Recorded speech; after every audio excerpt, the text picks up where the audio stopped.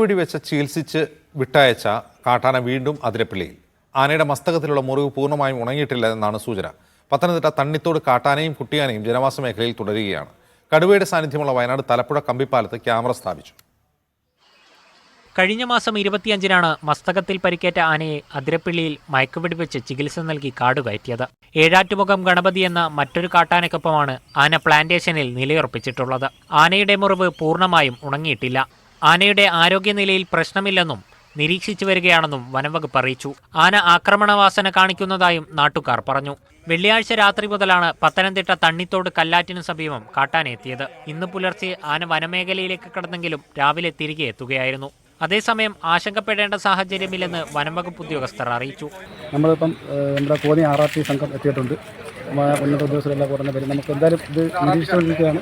ഇത് നിലവിൽ പ്രശ്നങ്ങളൊന്നുമില്ല. ഇപ്പോൾ നിലവിൽ സുരക്ഷിതമാണ്. ജനവാസ മേഖലയിൽ പുലിയിറങ്ങുന്നത് പതിവായതോടെ ഭയത്തിലാണ് അട്ടപ്പാടിയിലെ ഗൂളിക്കടവിലുള്ളവർ. വനംവകുപ്പിനെതിരെ ഗുരുതര ആരോപണങ്ങളാണ് ഇവർ ഉന്നയിക്കുന്നത്. അപ്പോൾ ഇന്നലെ ഫോറസ്റ്റുകാർ വന്നിട്ടുണ്ടായിരുന്നു. ഫോറസ്റ്റുകാർ വന്ന് പടക്കം വെച്ച് അവർ തിരിച്ചുപോയി.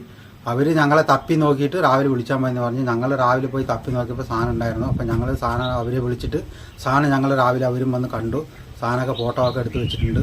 ചേട്ടനുകാരെയും വിളിച്ചിട്ടുണ്ടായിരുന്നു. വയനാട് തലപ്പുഴ കമ്പിപ്പാലത്ത് കടുവയുടെ കാൽപ്പാടുകൾ കണ്ടെത്തി. നാട്ടുകാരുടെ പ്രതിഷേധത്തിനു പിന്നാലെ പ്രദേശത്ത് ക്യാമറ സ്ഥാപിച്ചു. തൃശൂർ മണ്ണുത്തി വെട്ടിക്കലിൽ സ്വകാര്യ ബസ്സിടിച്ച് മ്ലാവ് ചത്തു.